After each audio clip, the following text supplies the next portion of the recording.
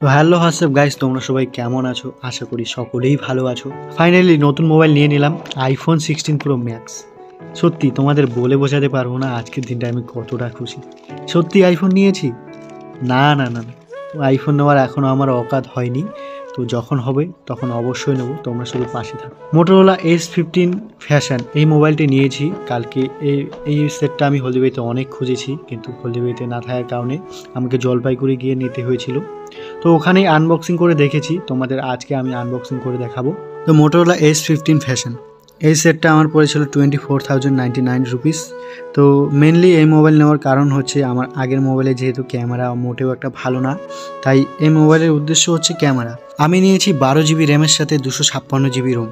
আর red camera হচ্ছে 50+30 megapixel, আর front camera হচ্ছে 32 megapixel. Camera বেশ ভালো।